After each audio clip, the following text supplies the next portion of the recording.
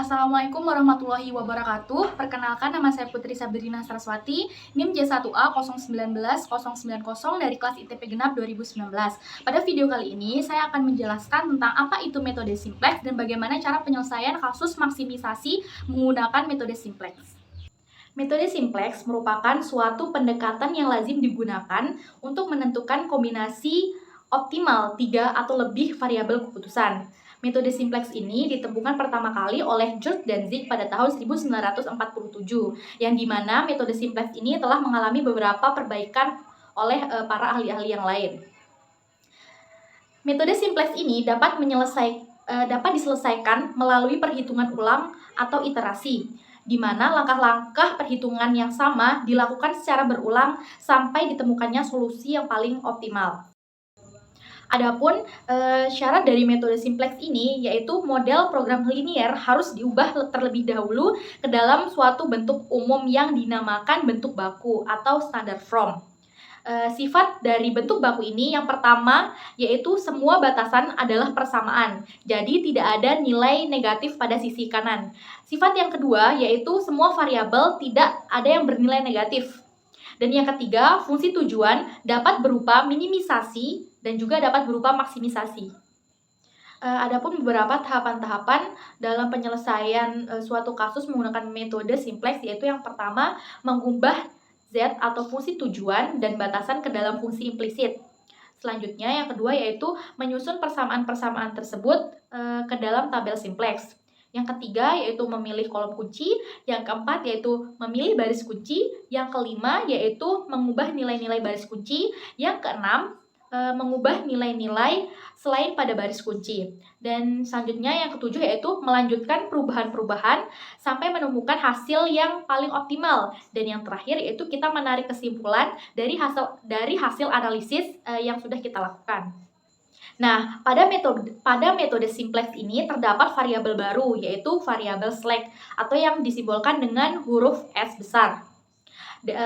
Jadi, variabel slack ini adalah variabel yang berfungsi untuk menampung sisa kapasitas atau kapasitas yang tidak digunakan pada kendala yang berupa pembatas. Banyak variabel slack tergantung pada fungsi kendala. Jadi, misalkan kalau ada 3 kendala, maka variabel slack yang harus ada juga terdapat 3. Dengan adanya variabel slack ini pada fungsi kendala, maka Z atau fungsi tujuan harus disesuaikan dan memasukkan unsur variabel slack itu juga. Karena variabel slack ini tidak memiliki kontribusi apa-apa terhadap nilai Z atau terhadap fungsi tujuan itu sendiri, maka konstanta yang digunakan atau konstanta pada variabel slack ini dituliskan dengan nilai 0. Jadi sekarang kita langsung saja mulai untuk menyelesaikan kasus maksimisasi menggunakan metode simplex.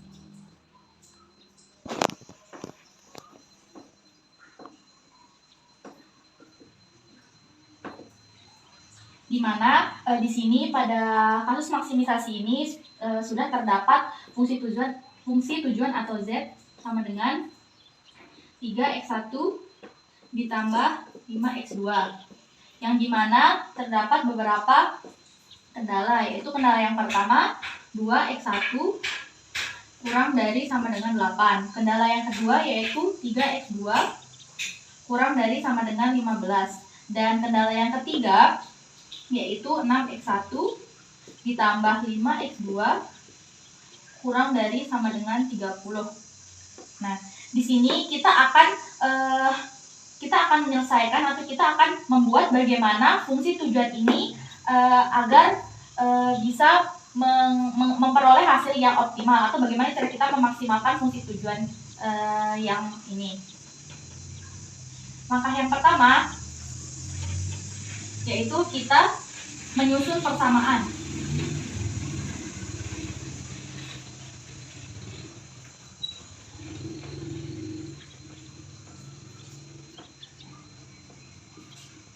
Di mana fungsi Z menjadi Z dikurangi 3x1 kurangi 5x2 sama dengan 0. Dan untuk persamaan kendalanya menjadi 2x1 sama dengan 8. Kendala yang kedua menjadi 3x2 sama dengan 15. Dan kendala yang ketiga menjadi 6x1 ditambah 5x2 sama dengan 30. Nah, di sini kita sudah menyusun persamaan dari fungsi tujuan dan juga kendala-kendalanya. Di sini terdapat 3 kendala atau terdapat 3 persamaan kendala atau batasan. Maka dalam metode simplex ini, jika ada 3 persamaan kendala, maka kita juga perlu memasukkan 3 buah variabel slack. 3 buah variabel slack atau yang kita simbolkan dengan huruf S besar, yaitu kita simbolkan ketiga variabel slack ini adalah X3, X4, dan juga X5. Selanjutnya yaitu kita membuat tabel simplex yang pertama. Sini ada variabel dasar.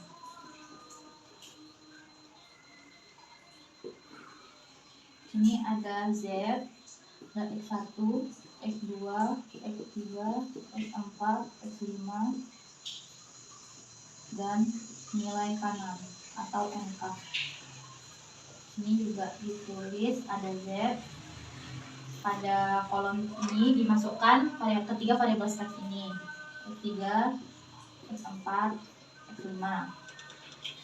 Selanjutnya kita memasukkan nilai persamaan tersebut ke dalam tabel simplex yang pertama ini.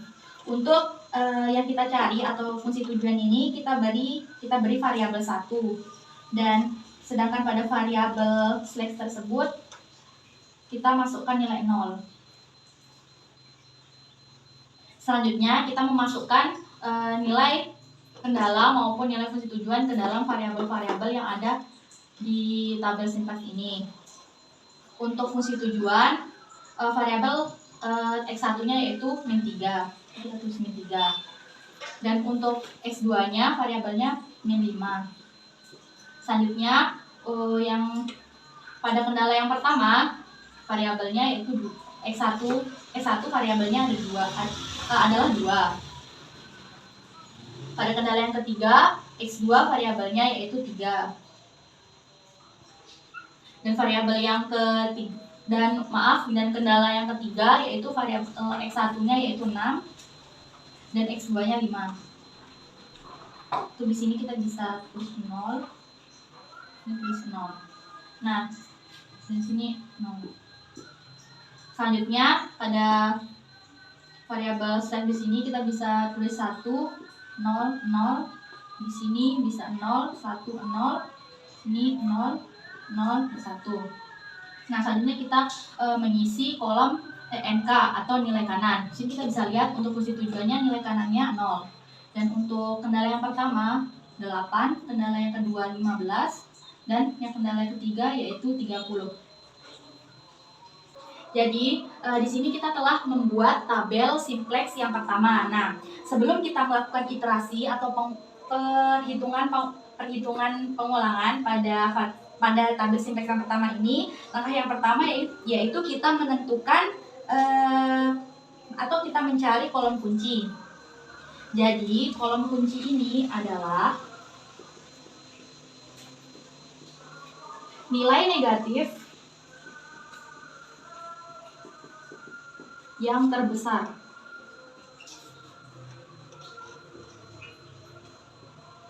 Jadi maksudnya itu nilai negatif yang mempunyai angka yang besar. Nah, kita lihat di baris fungsi tujuan ini untuk nilai negatif yang mempunyai angka yang terbesar yaitu -5. Jadi pada kolom X2 ini adalah termasuk kolom kunci karena terdapat nilai negatif yang mempunyai angka yang paling besar. Nah, selanjutnya kita juga mencari baris kunci. Setelah kita mencari kolom kunci, nanti untuk kolom X2 ini akan menggantikan variabel slack yang sudah ada. Kolom kunci X2 ini akan menggantikan masing-masing atau salah satu dari variabel slack ini. Caranya dengan kita mencari baris kunci. Nah, baris kunci ini adalah indeks positif nilai yang terkecil. Baris kunci ini bisa kita peroleh dari nilai kanan yang dibagi, nilai kanan ini yang dibagi dengan nilai yang sebaris dengan kolom kunci. Jadi ini rumusnya. Untuk mencari baris kunci yaitu masing-masing nilai kanan atau NK ini dibagi dengan nilai yang sebaris dengan kolom kunci yang kita sudah cari ini. Yang kita langsung saja mulai untuk mencari baris kunci dari kendala yang pertama, yaitu 8. Nilai kanannya 8 dibagi nilai yang sebaris dengan kolom kunci. Nilai sebaris dengan kolom kunci yaitu 0. 8 bagi 0 hasilnya tak terhingga. Selanjutnya yang kedua yaitu 15 dibagi dengan nilai yang sebaris dengan kolom kunci yaitu 3. Hasilnya 5. Dan yang terakhir yaitu 30 dibagi dengan nilai sebaris dengan kolom kunci yaitu 5. Hasilnya sama dengan 6. Nah, di sini kita mengetahui bahwa baris kunci adalah indeks nilai positif yang bernilai nilainya itu kecil. Di antara yang ketiga ini nilai yang paling kecil yaitu ada angka 5. Berarti untuk baris ini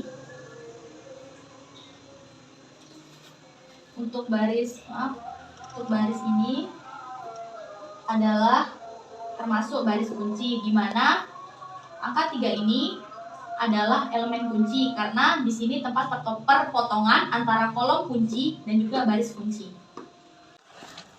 Baik, di sini kita telah membuat tabel simplex yang pertama. Selanjutnya kita akan melakukan iterasi, di mana langkah pertama dalam melakukan iterasi ini kita akan mengganti baris kunci, nilai dari baris-baris kunci ini ke dalam nilai baru. Adapun cara mengganti nilai baris kunci ini ke dalam nilai baru yaitu yang pertama kita tulis dulu nilai-nilai dari baris kunci ini. Kemudian kita akan bagi bilangan-bilangan tersebut dengan nilai yang sebaris dengan kolom kunci ini, yaitu dibagi dengan 3.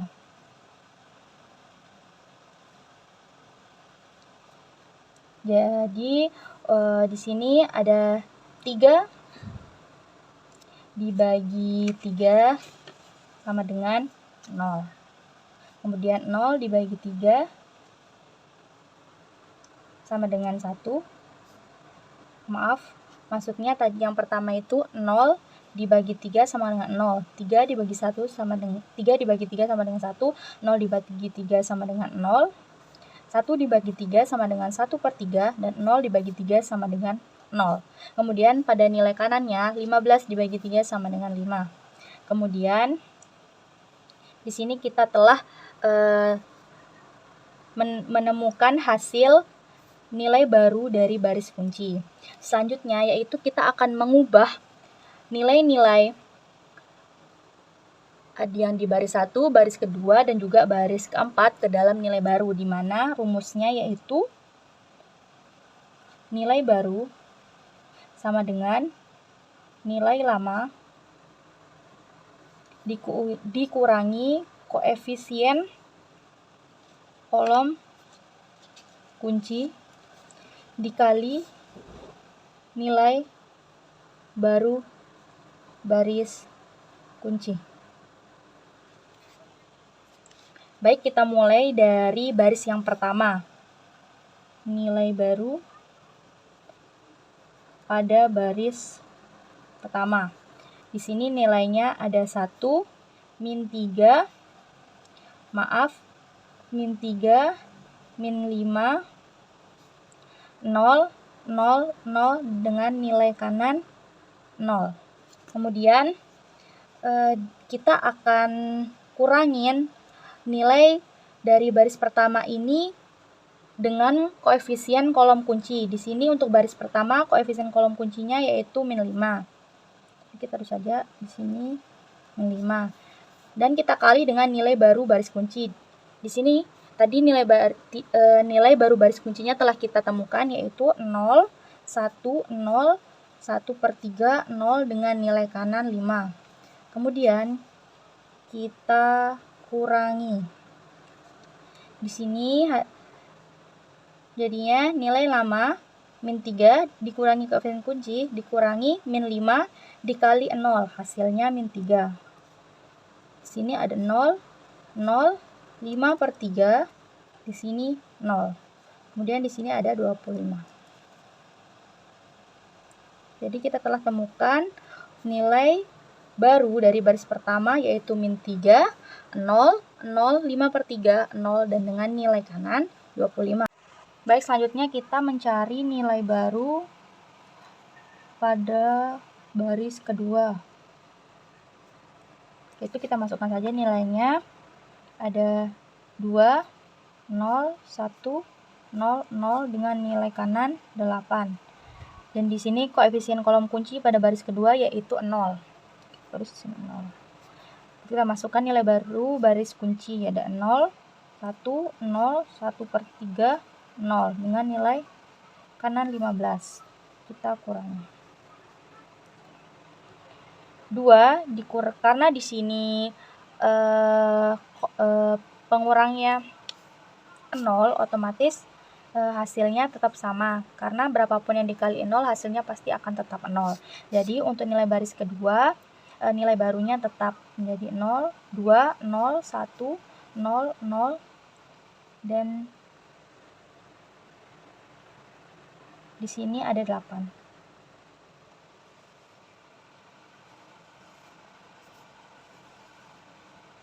Selanjutnya yaitu yang terakhir, kita masukkan nilai baru pada baris keempat. Sini kita langsung saja masukkan nilai baris keempat, yaitu ada 6, 5, 0, 0, 1 dengan nilai kanan 30. Kemudian kita masukkan nilai baru baris kuncinya, yaitu 0, 1, 0, 1/3, 0 dengan nilai kanan 5. Di sini koefisien kolom kunci pada baris keempat yaitu ada 5. Jadi kita ini dengan 5. Kita langsung nilai lama 6 dikurangi koefisien kolom kunci 5 dan dikalikan dengan 0. Di sini hasilnya 6. Sini 0, sini 0, di sini 5 min 5/3, 1, dan di sini 5.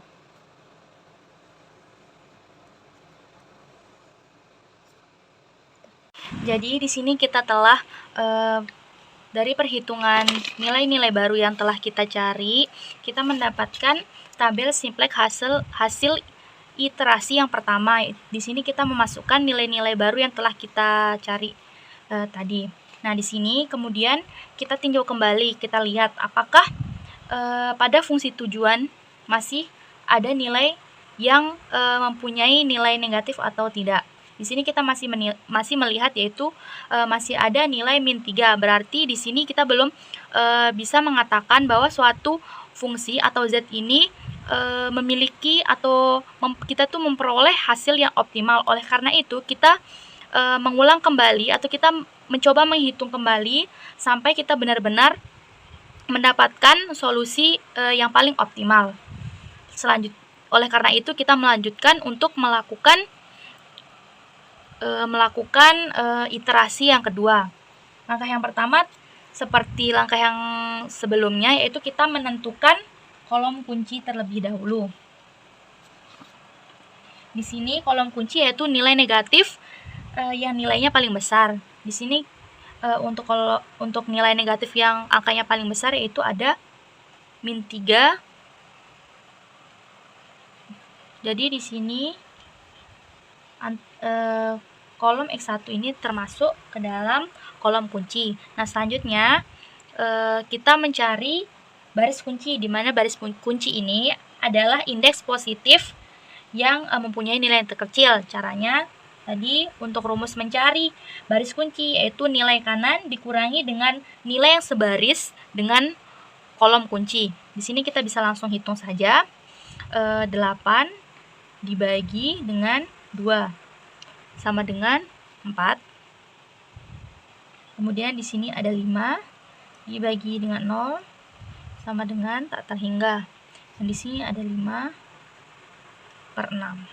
Nah, dari ketiga angka di sini kita bisa melihat bahwa angka yang paling kecil yaitu adalah 5/6. Jadi, untuk baris ini termasuk ke dalam baris kunci, di mana nilai 6 ini termasuk nilai atau termasuk elemen kunci, karena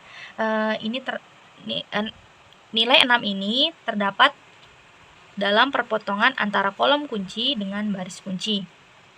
Selanjutnya, untuk langkah selanjutnya dalam melakukan iterasi ini, kita mengubah nilai baris kunci ke dalam nilai baru baris kunci. Kita ubah nilai-nilai ini ke dalam nilai baru. Kita tulis dulu nilai baru baris keempat. Baris keempat karena baris kuncinya ada di baris keempat, 1, 2, 3, 4. Jadi kita tulis baris keempat. Kita tulis angkanya 6, 0, 0, min 5/3, 1 dengan nilai kunci 5. Maaf, nilai kanan 5. Kemudian kita lihat koefisien kolom kunci. Di sini koefisien kolom kunci ada 6, berarti di sini dibagi 6 ya. 6 bagi 6, 1. 0 bagi 6, 0. 0 bagi 6, 0. Min 5/3 bagi 6, hasilnya min 5/18. 1 dibagi 6, hasilnya 1/6. Dan 5 bagi 6, hasilnya 5/6. Jadi di sini nilai baru pada baris kunci yaitu 1, 0, 0, min 5/8, 1/6 dengan nilai kanan 5/6. Selanjutnya kita akan mencari nilai baru pada baris pertama. Kita masukkan saja langsung nilainya. Min 3, 0, 0, 5/3, 0 dengan nilai kanan 25. Selanjutnya kita masukkan koefisien kolom kunci, di mana koefisien kolom kuncinya yaitu min 3. Dan kemudian kita masukkan nilai baru baris kuncinya. Ada 1, 0, 0, min 5/18, 1/6 dengan nilai kanan 5/6. Kemudian kita kurangi. Sini hasilnya 3 dikurangi min 3 dikurangi min 3 dikali dengan 1. Hasilnya yaitu 0. Di sini ada 0, 0, 5/6, 1/2. Dan untuk hasilnya sini 27, 1/2. Kita telah menemukan nilai baru dari baris yang pertama. Kemudian kita lanjutkan untuk mencari nilai baru baris kedua. Kita masukkan saja langsung nilai baru, nilai lama dari baris kedua yaitu 2, 0, 1, 0, 0 dengan nilai kanan 8. Kita masukkan nilai baru baris kunci 1, 0, 0, min 5/18, 1/6 dengan nilai kanan 5/6, di mana koefisien kuncinya adalah 2. Langsung kita kurangi.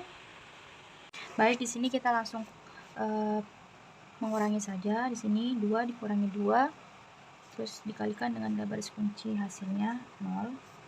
Ini 0, 1 tambah 2 tambah 1 tambah 1. Di sini ada 5/9. min 1/3. Di sini ada 6 1/3. Nah, di sini pada tabel simplex hasil iterasi yang pertama, tadi untuk X2-nya, untuk baris kolomnya kita ada di baris X2, dan untuk baris kuncinya ada di baris ketiga yaitu X4. Berarti pada tabel simplex hasil iterasi yang pertama, berarti nilai X2 ini akan menggantikan variabel slack dengan simbol X4. Jadi di sini X2 ini digantikan di sebelah variabel dasar, yaitu X4-nya diganti menjadi X2, yang berarti misalkan pada kasus bidang teknologi pertanian pada produksi mesin, nah di sini bisa diumpamakan X2 dengan memproduksi sejumlah 5 akan menghasilkan Z atau menghasilkan keuntungan sejumlah 25. Selanjutnya untuk kita menemukan hasil iterasi yang kedua kan sudah kita cari untuk nilai barunya di sini. Berarti di sini nilai X1 juga menggantikan variabel slack X5. Jadi di sini nilai X1 dipindahkan ke X5 ini. Jadi seperti ini. Nah, di sini adalah tabel simplex hasil iterasi yang kedua. Selanjutnya, sebelum kita akan melakukan iterasi selanjutnya, di sini kita lihat terlebih dahulu pada nilai Z-nya apakah masih ada yang negatif atau tidak. Dan kita bisa lihat di sini untuk nilainya sudah positif semua. Jadi kita sudah menemukan solusi yang optimal, berarti kita tidak perlu melakukan iterasi kembali. Nah, dari tabel simplex hasil iterasi yang kedua, kita bisa artikan atau kita bisa perumpamaan pada kasus teknologi pertanian pada produksi mesin, yaitu di sini di mana X1 menghasilkan sejumlah produksi yaitu 5/6, dan X2 menghasilkan produksi sejumlah 5. Kemudian dari kedua variabel ini, X1 dan X2, akan mencapai tujuan atau mempunyai keuntungan sebesar 27,5 atau 27/1/2. Namun, apabila kasus ini, apabila perhitungan ini muncul atau hasilnya ada di kasus tentang produksi, tidak mungkin kan hasil produksi itu pecahan. Oleh karena itu, nanti untuk hasilnya bisa dilanjutkan lagi dengan cara yaitu membulatkan nilai kanan ini sehingga menjadi bilangan bulat, tidak menggunakan bilangan pecahan. Namun dalam video kali ini kita cukup hanya sampai sini saja untuk tabel simplex hasil iterasinya, karena di sini kita tidak menceritakan atau menyelesaikan suatu kasus dalam bidang produksi. Jadi untuk hasil iterasi pada fungsi Z, di sini kita telah mendapatkan hasil yang atau solusi yang optimal, karena nilai-nilai pada tabel, nilai-nilai Z pada tabel di sini sudah bernilai positif semua. Jadi kita bisa simpulkan bahwa ini kita telah menemukan solusi yang paling optimal.